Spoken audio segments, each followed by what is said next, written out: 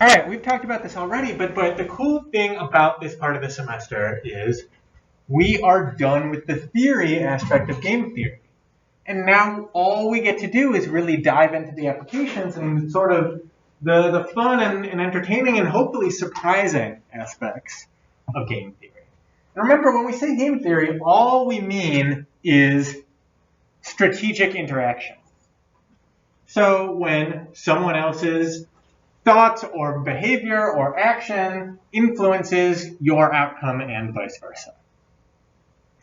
And one particularly compelling example of strategic interaction where the actions of others influence your well-being is voting. So whereas last time we talked about auctions, where there are different types of auctions, be they increasing or decreasing, sealed bid or open call out, we saw 4 main types of auctions and talked about the different strategies that come with them, and how, though there are these 4 main types and different strategies, they actually collapse down into really just 2 types of auctions based on revenue.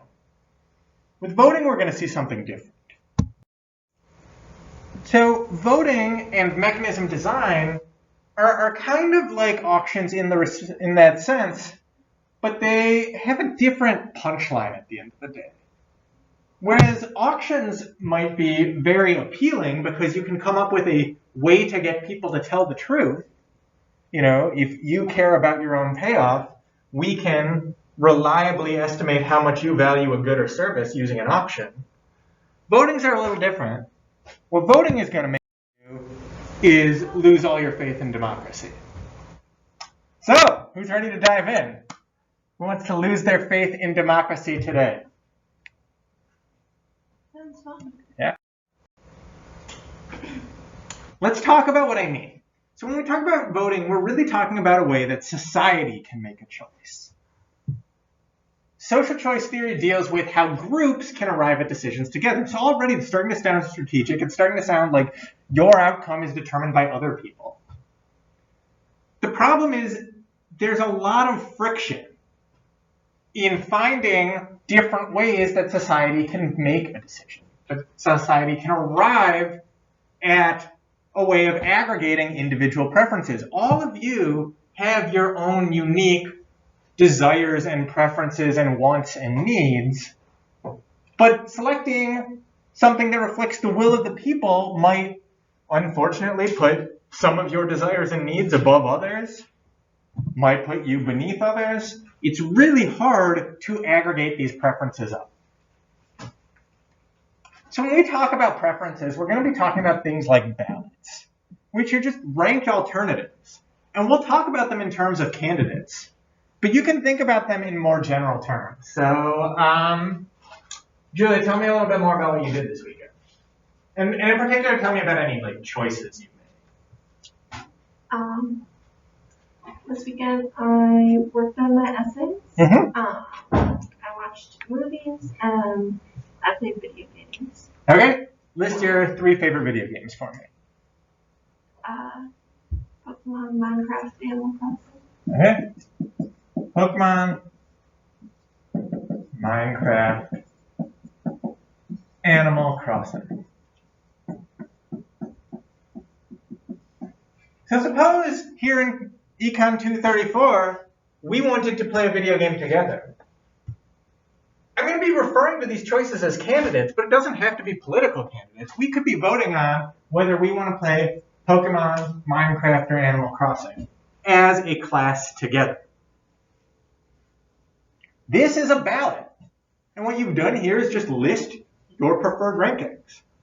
But when we're deciding as a class which video game we want to play, aggregating up to the class's preferred ranking is surprisingly difficult. Questions so far? All right. So let's talk about sort of the natural way people select candidates, the natural way people vote, the natural way people pick the most preferred video game to play, which is majority rule. Majority rule works pretty well in elections where there are only 2 candidates. But already we have an election where there are 3 candidates, where there's Pokemon, Minecraft, and Animal Crossing. So majority rule is exactly what it sounds like. Whichever candidate gets more than half the votes wins. There are some reasons why majority rule is particularly desirable.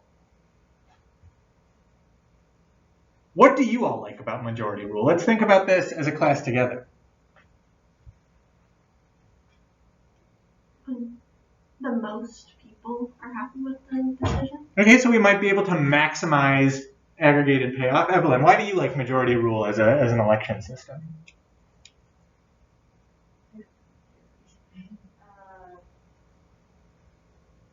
Because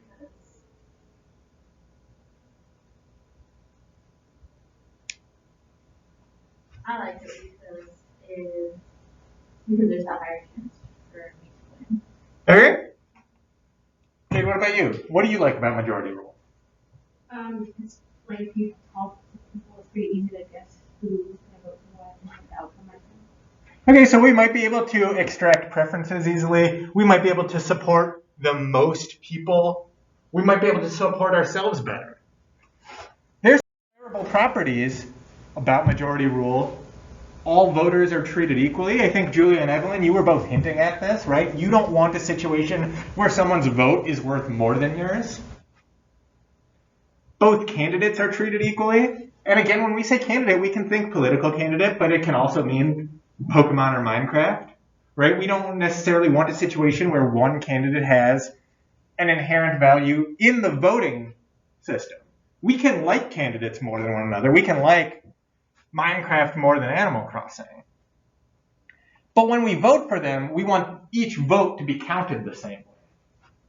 You as a voter, your vote should be counted the same as Evelyn. Minecraft as a vote receiver, their vote should be counted the same way as Animal Crossing. Another way of saying this is we don't have, in a system of majority rule, we don't have any dictators. There's no one person who is determining the outcome of the election. This is a good thing, arguably.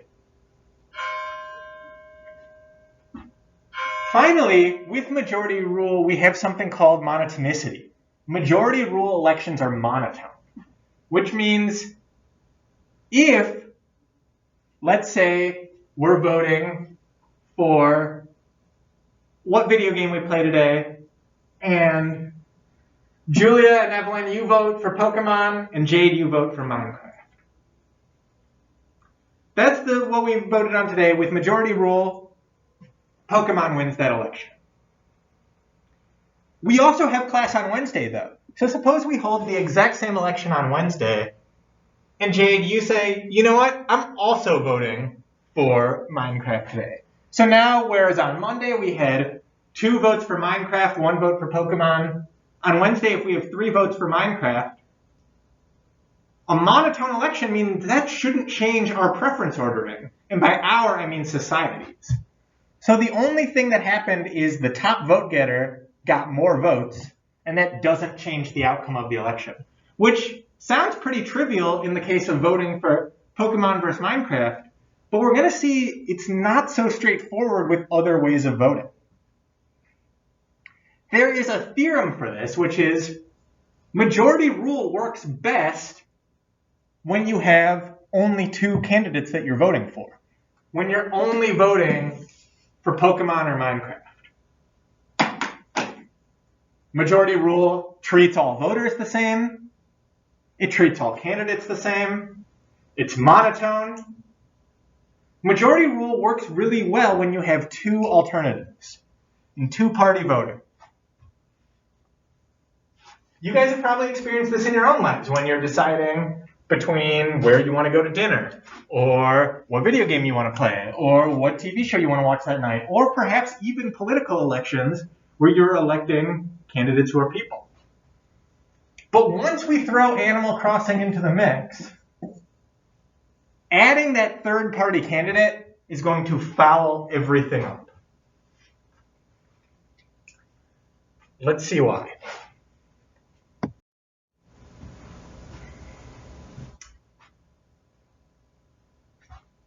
So in majority rule, the candidate who gets the majority of the votes, meaning more than 50%, wins. But when you add a third or fourth or fifth party candidate, it's very possible to imagine a scenario where no one gets a majority of the vote. Right now, with the three of you, we can imagine an example where Julia wants us to play Minecraft, Evelyn wants us to play Pokemon, and Jade wants us to play Animal Crossing. No one has gotten a majority of the vote in that case. So we need to come up with alternative voting rules. Questions so far?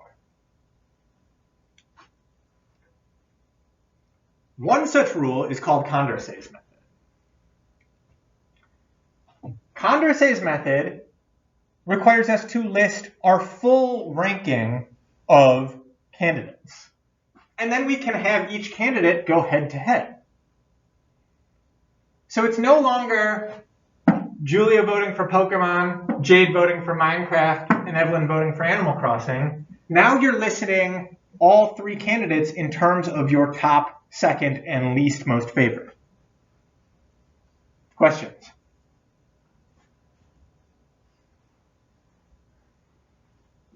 In each head-to-head contest, we then compare who is the most preferred. Let's see what I mean by that.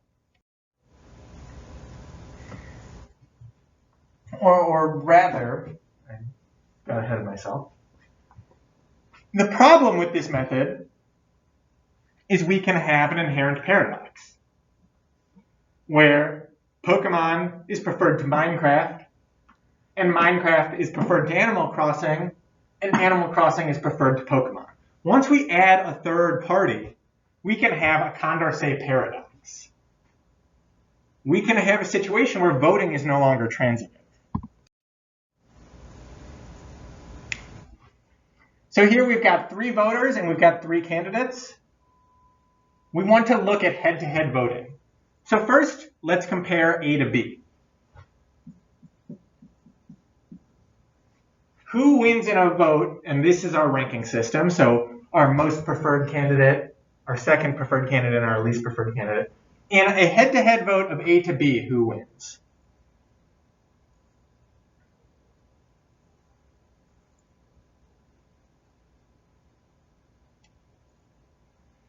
Well, if we're just looking at voter number one over here, does voter number one vote for A or B? Okay. What about voter number two? Does voter number two vote for A or B? B. What about voter number three? A. Okay. So in a head-to-head matchup, in a Condorcet matchup, who wins in this case? A.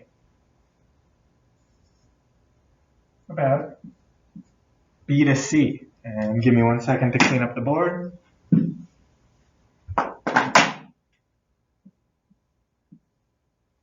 What about B to C? What does voter number one say? B. B? What about voter number two? What about voter number three? So who wins in a head-to-head matchup B to C? B. A is preferred to B, B is preferred to C. The last head-to-head matchup is C to A.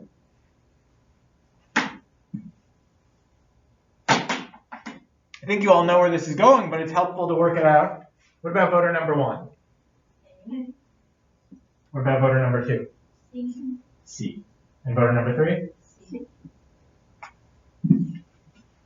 The problem, once you add a third-party candidate, is you can have a Condorcet paradox, where A is preferred to B, B is preferred to C, and C is preferred to A. You can have intransitive voting systems all of a sudden. And this is non-trivial. This happens in actual voting, by which I mean U.S. political candidates. I'm not implying that other political systems are not actual votes, but in non-trivial senses, we have Condorcet paradoxes all the time. Because we have, though a two-party system in the U.S., third parties.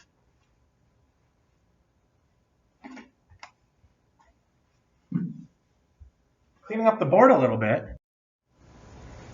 Condorcet's method of putting candidates head-to-head When you have 3 or more candidates, there are elections in which you can have no winners, and there are elections in which you can have intransitive winners, where A beats B, B beats C, and C beats A.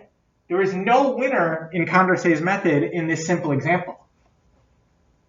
And certainly we can all agree that one of the systems, one of the ideal properties of a voting system is that it selects a winner. It selects the social choice.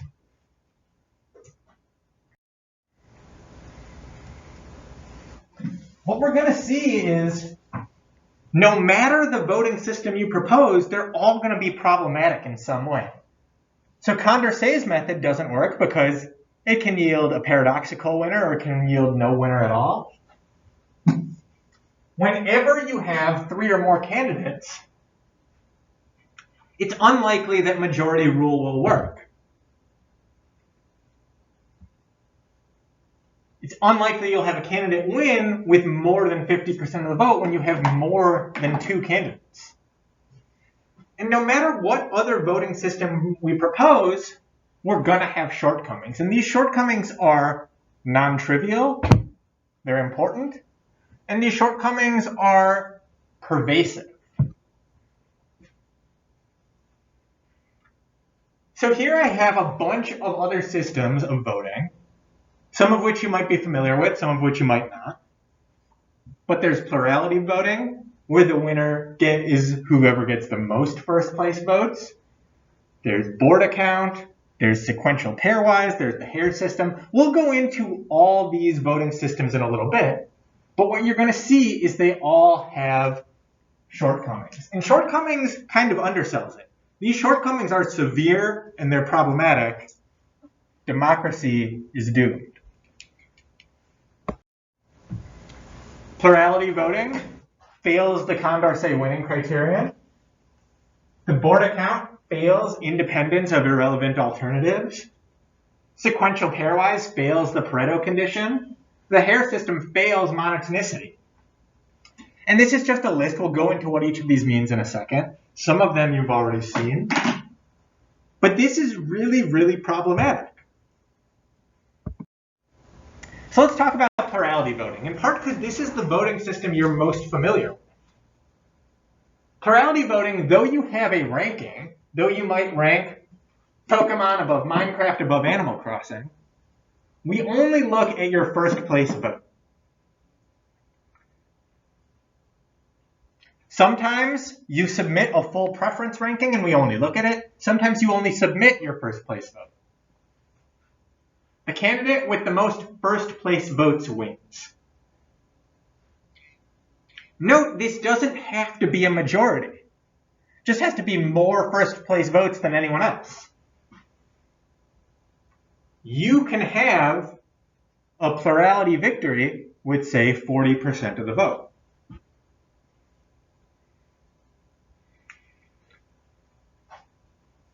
So here we have preference orderings, A, B, C, C, B, A, and so forth. What these numbers mean are the number of voters who are voting in that preference ordering. So only one person has the preference ordering BAC. So in this list of preference orderings, who has the most first place votes?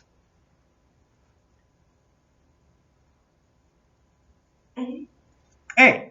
A has 5 first place votes, C has 4 first place votes, and B also has 4 first place votes. In this election, A wins. A is the candidate with the most first place votes. This is plurality voting. It's very similar to, it is the voting system you are most familiar with. A wins. A has the most first place votes. Why is this problematic? What's wrong with this as a voting mechanism? It's not the majority. So it's not a majority, that's true. But there's something a little bit more profound than that. What else can be wrong? We have everyone's preference rankings right here. Can you see anything that might be wrong?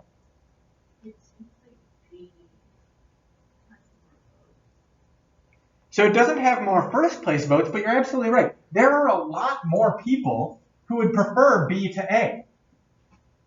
There are 8 people out of the 13 voters who don't want A as the first place candidate. 8 people out of the 13 voters prefer B to A, and yet A is selected. So is this like the electoral college votes versus the majority votes? It's not exactly like the electoral college so much as it's like our election system overall. So let's take your question and see it in an example. Who are these guys on the screen? Al Gore and George W. Bush. Al Gore and George W. Bush, opposing candidates in the election in the year 2000. It came down to one final state, Florida. Technically Al Gore won, but they threw out a bunch of ballots because of, we'll just call it some nonsense. George Bush is declared the winner of Florida by the U.S. Supreme Court, wins the whole election. Little bit of history quiz. Does anyone know who else was on the ballot in the year 2000?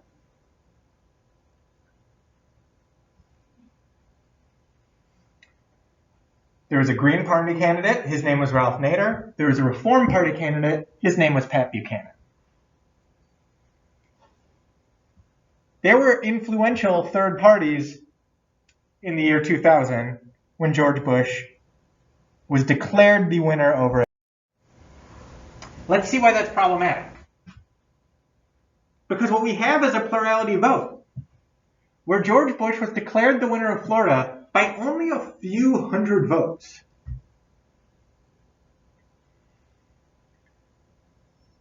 Plurality voting, as we saw, however, fails the Condorcet winner criteria. If there is no Condorcet winner, or the winner of the election is also the Condorcet winner, the criteria is satisfied. Plurality voting does not satisfy that. Let's see the 2000 election as an example. The election came down to the state of Florida, which allegedly Bush carried by a few hundred votes. Why does that not satisfy the Condorcet criteria? Why is this problematic?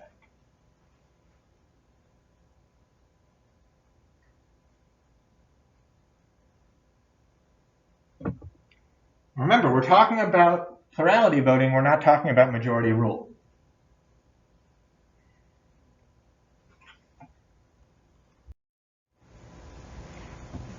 Because Al Gore was the Condorcet winner. Al Gore won in every head-to-head matchup. Remember, we're ranking every one of the candidates, not just the top 2.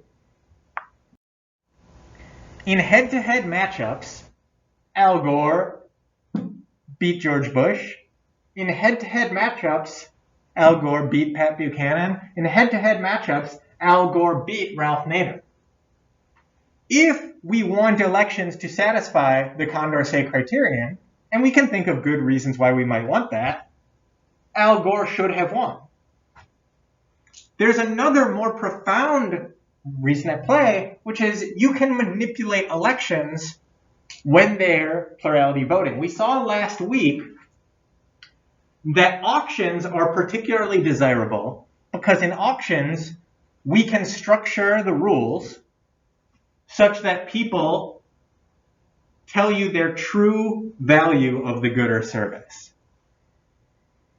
Elections are not like this. Elections are manipulable, where people will vote not the candidate they want the most, but the candidate that they think has the best chance of winning. Questions so far? What this is saying is that most people in Florida in the year 2000 would have preferred that George Bush not win. The people who voted for Nader would have preferred that Bush not win. The people who voted for Gore would have preferred that George Bush not win. The people that voted Buchanan would have preferred that George Bush not win. But because in the US we use plurality voting, we don't elect the Condorcet winner. We don't elect who wins the most head-to-head matchups. We elect who finishes the most first place bet. Questions so far?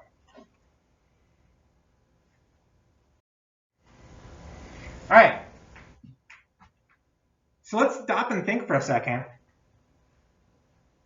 If majority rule doesn't work as soon as we add a third party, and plurality voting, which is the closest we can get to majority rule in the presence of more than two parties, doesn't work, can anyone propose an alternate method? Be creative here. No wrong answers.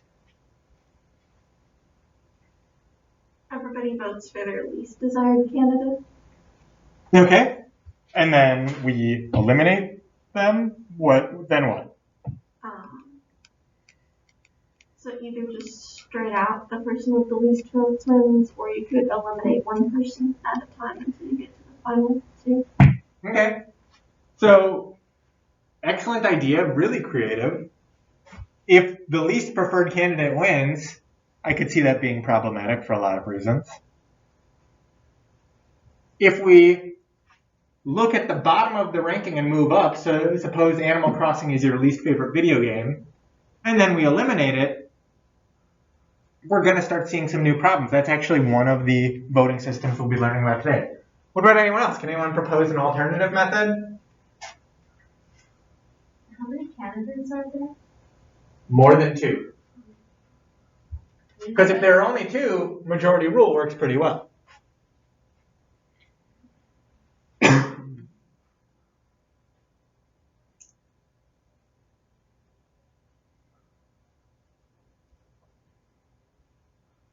It's fine if you don't have any ideas. You don't have to be a political theorist, right? But one that gets proposed a lot is something called the board account, which says, essentially, maybe it's not just the ordering, it's not just the ordinal rank, maybe there's some cardinality to it. Maybe first place should be worth more as a vote. So let's go back to our games example. And Julia, thank you for letting me use your video games as an example. Suppose your ranking is Pokemon, Minecraft, Animal Crossing. Doesn't it kind of feel like since Pokemon is at the top of your list, it should get some sort of preferred status? Or to your point from earlier, if Animal Crossing is at the bottom of the list, shouldn't it get some kind of least preferred status? Doesn't that kind of make sense? This is a method called the board account, where you assign points based on how they're ordered in your preference ranking. And specifically, you assign points as follows. First place is worth n-1. N is the number of candidates in the list. So Pokemon would get 2, 3 minus 1. Second place gets n-2. So Minecraft would get 1 point. And last place gets n-n. Remember, n is the number of candidates in the list. So Animal Crossing, being your last place choice, gets 0 points.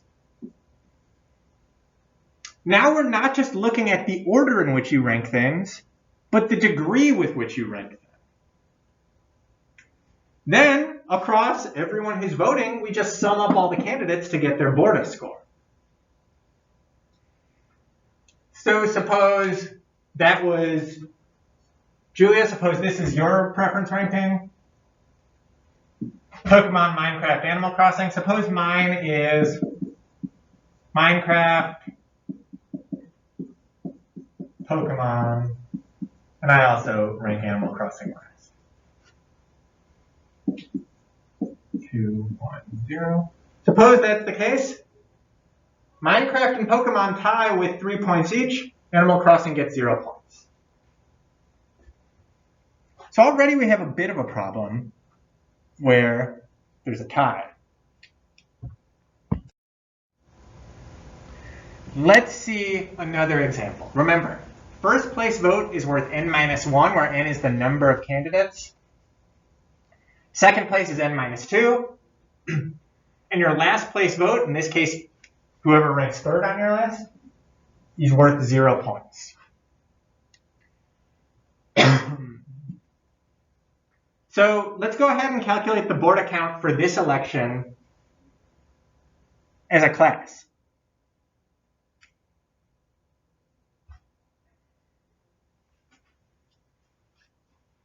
How many points does A have in this election? And each of these are unique voters. These are their preference rankings. So how many times do people rank A first place? 3 times. 3 times 2. How many times do people rank A second place? 0. And since third place is 0 points, we don't have to count that. So A gets 6 points in this election. What about B? How many times do people rank B first place? 2. So how many times do people rank B second place? 3. And we don't have to count last place. So 2 times 2 is 4, plus 3 is 7. What about C? C doesn't have any first place votes. It's got 2 second place votes, and we don't have to count third place. So at the end of the day, A has 6, B has 7, C has 2.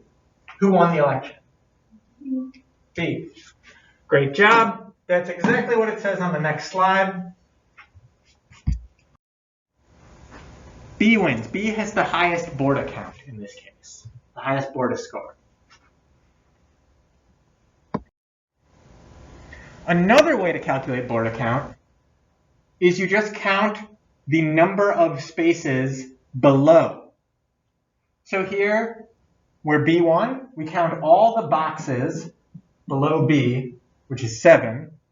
That's how many points B had, 7. 7 boxes below B, B got a 7.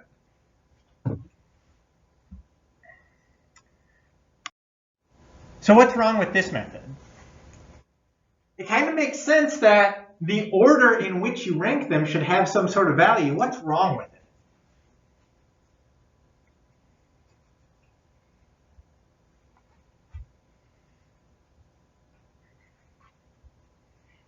I'll call for A. Huh? Is there another way to calculate A? Just like B with 7 boxes. Well, the number of boxes below that letter is their Borda score. So here's an A. There are 2 boxes below it. Here's an A. There are 2 boxes below it. Here's an A. There are 2 boxes below it. Here's an A. There are no boxes below it. Here's an A. There are no boxes below it. So A has 6 boxes, and we calculated A's Borda score as 6. So the method works. It can just get onerous if you have lots and lots and lots of boxes to count. I like what you're thinking, but what might be wrong with this method? People might not all have the same value method of ranking candidates. Right. There's something problematic with cardinality. And by cardinality, I mean the fact that now each of these is 1 unit apart. Maybe your first place is worth a lot more than 1 unit more than your second place. There's a mathematical way of talking about this. It's called independence of irrelevant alternatives, or IAA. What we want IAA to do as a political property is, if you change around how you rank the losers, it shouldn't change how you feel about the winner. So, Julia, let's just keep using you as an example, and thank you, and I apologize. But suppose Pokemon is your favorite video game. And suppose Pokemon is the video game we end up playing that night. The fact that Pokemon is your favorite video game and the most preferred by society, society shouldn't care whether or not you rank Minecraft second or third, since at the end of the day, we're playing Pokemon anyway. The board account, because it assigns value, to these second and third and whatever until the last place winners doesn't meet that criteria. In other words, if candidate B is a loser, changing how people think about candidate B shouldn't matter unless they think that candidate is better than the winner. That's kind of verbose, kind of a strange way of talking about it. Let's see it.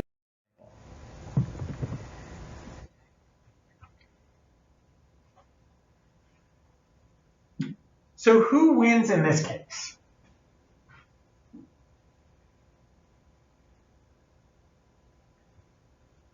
B. So here we've got B with 5 boxes below it. We've got A with 6 boxes below it.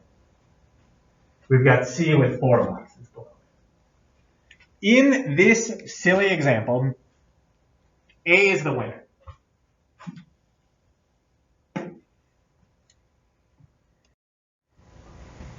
A gets 6, B gets 5, C gets 4. You see that? Suppose the last 2 voters change how they feel about C relative to B. Notice they haven't changed how they feel about A, and A was the winner. So we don't want them changing their C votes to B votes to change the outcome of the election. Because in this example, A was preferred. In part 2 of the example, nothing has changed with how people feel about A. It shouldn't change the outcome of the election. Are you guys with me so far? But now that we've switched, who wins this election? Now that we've switched B and C in these last 2 voters. Yeah, now B wins. A still has 6 points, but B now has 7 points. B went from loser to winner, but in no circumstance did anyone change how they feel about B relative to A, where A was previously the winner. And I know this sounds like alphabet soup because I'm using just A, B, and C all over again. But you can think about any example you want with candidates. You can think about Pokemon versus Animal Crossing. You can think about McDonald's versus Burger King. You can think about Trump if you want to. The idea is when we aggregate up from your individual preferences to making a choice for society overall, there are some ideal properties that we want to see satisfied. One of which is called independence of irrelevant alternatives, and the board account fails to satisfy that property. Questions so far?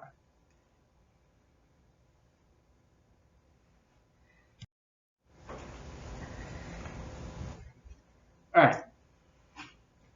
Another voting system is called sequential pairwise. This is kind of like Condorcet voting in that we're comparing head-to-head contests. But rather than comparing every head-to-head contest, we're just deleting losers. We start with an agenda. The agenda can be anything. It can be alphabetical order. It can be, top to bottom. Who signed a piece of paper first? Whatever. We start out with an agenda, and we put the first candidate against the second candidate. Whoever wins that moves on to the next candidate.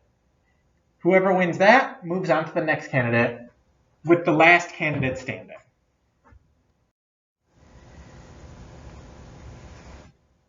Let's do this together. Let's suppose the agenda is A, B, C, D, which means we start with A versus B. Whoever wins this moves on to fight against C.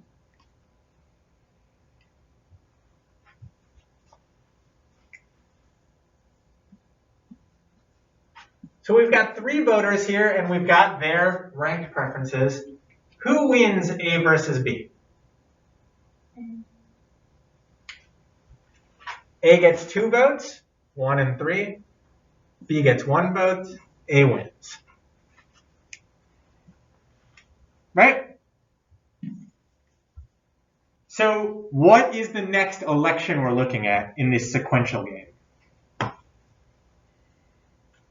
A versus C. Right. A wins, B is deleted, we look at A versus C. Who wins A versus C?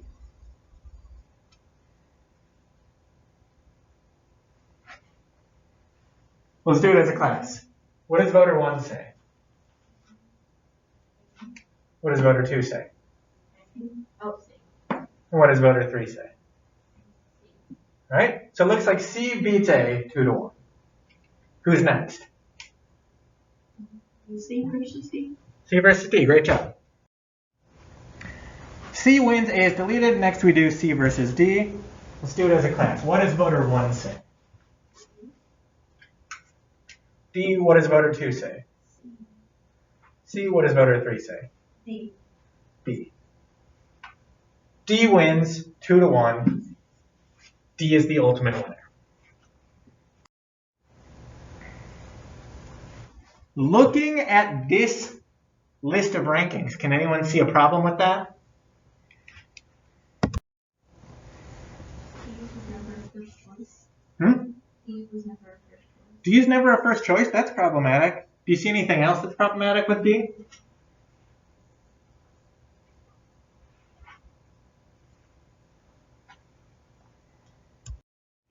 All of the votes for B are above the votes for D. Everyone likes B better than D. No one likes D. Everyone likes B better than D.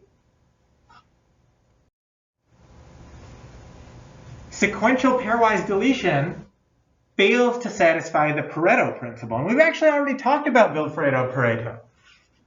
Pareto, who is a very famous economist, you're going to encounter him a lot, said that what we should look for as leaders, as game theorists, as economists, whatever you want to call it, what we should look for is ways that we can make everyone better off. This is true in voting, but it's true in other things as well. And if we elect D, the winner of this election, we can make everyone better off by electing B. Everyone prefers B to D. If everyone prefers B to D, D should not win an election. And we'll note that the different ways we can rank candidates will result in different Pareto improvements that can be made with sequential pairwise voting. Again, what we're doing overall is we're taking different ways of electing a candidate. And a candidate just means the choice for society. It doesn't have to be a person. It doesn't have to be political. We're taking the different ways we can make a choice as a society and showing why they might be problematic and why they fail to address what we think are some common sense properties. Ideally, if you elect a candidate, there shouldn't be one out there that everyone likes better.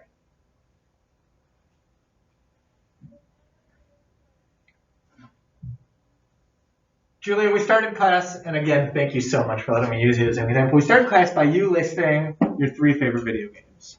Is there a video game you really don't like? Not that I've played, no. Makes sense. You probably wouldn't keep it in your rotation.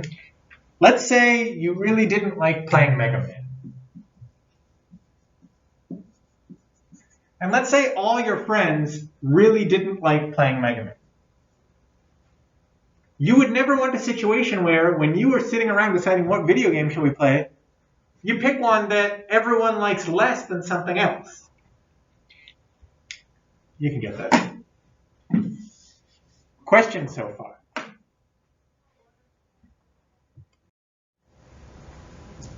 Let's go back to one of the systems you proposed earlier. Maybe we can delete least preferred candidates.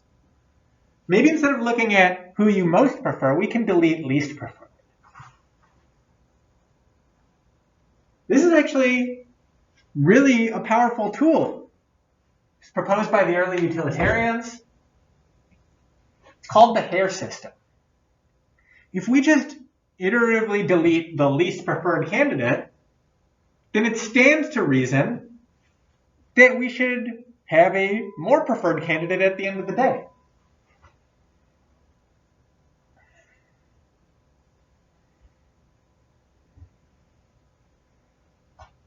So here, these numbers at the top, remember, signify the number of voters with this list of rankings. Who is the least preferred candidate in this case?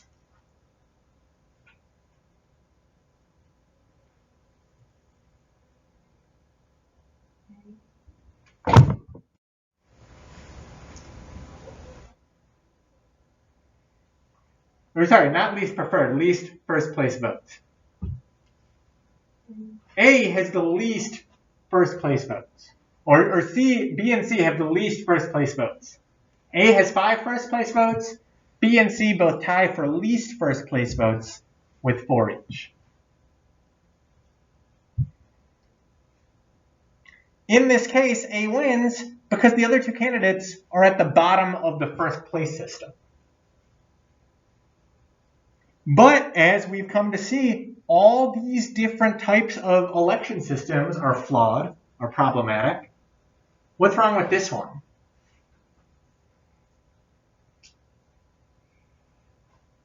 Since it's only based on the first rank, then it doesn't take the other preferences into account. You're absolutely right, and it doesn't take the other preferences into account in a specific way, and that way it violates monotonicity, which we actually already talked about at the beginning of class. Monotonicity or monotone systems, we want to not change the ultimate winner when we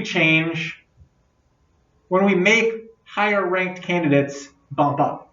So earlier we had a very silly example where Julia and Jade voted Pokemon and Evelyn voted Minecraft. In that system, Pokemon is the winner. If Minecraft loses a vote, if we have an extra vote for Pokemon next week, which won this week, we would want it to stay the winner.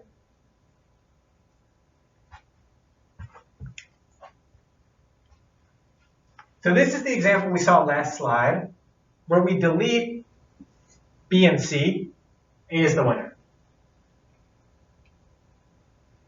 If what happens between this week and next week, if what happens is this voter over here, number 1, switches their ranking of A and B, we would want A to still be the winner.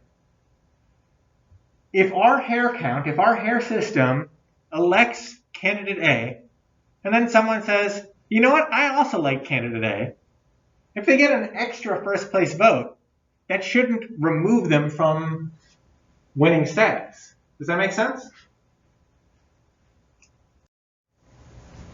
But here, in this new week, B has the fewest number of first place votes. So we delete B. Then we're left with A having 6 first place votes and C having 7 first place votes, because we've deleted B for having the least number. C is now the winner, even though the only thing that happened between the 2 weeks is people liked A more. Again, this is problematic.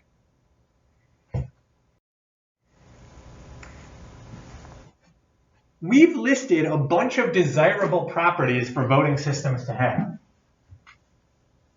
And the problem is, and we won't go into the math behind this, we'll just talk about it conceptually. The problem is there is no way for a voting system to meet all these desirable properties and also not be a dictatorship. And I think we can argue that dictatorships are undesirable in and of themselves. When you have more than 2 candidates, there is no voting system that will produce a winner that is Pareto efficient, independent of irrelevant alternatives, not a dictatorship, and monotone. This is really problematic. There's no good way to vote for things when there are more than two alternatives. And we see this all the time. We see situations where people are quite upset with the outcome of elections because what we use, plurality voting, doesn't work. It doesn't satisfy these ideal conditions.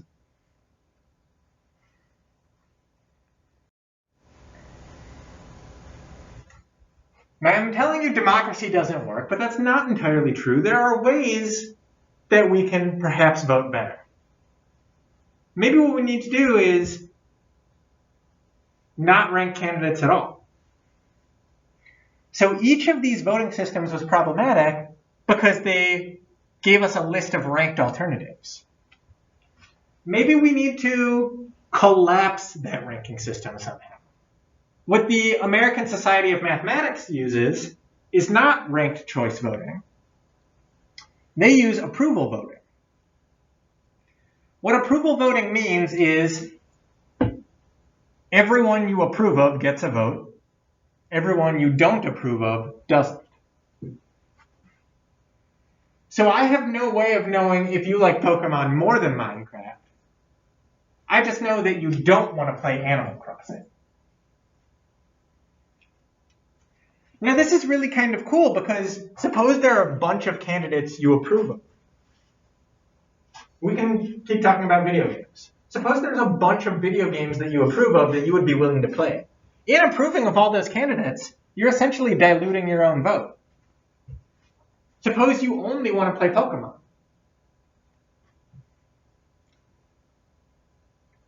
You now have a very powerful approval system, but it's so binary. It's just, yes, I would play that, or no, I wouldn't. Yes, I would accept this candidate, or no, I wouldn't. And the cool thing about approval voting is it's one of those things like calculus, like a bunch of other scientific discoveries, where a bunch of thinkers came to it independently.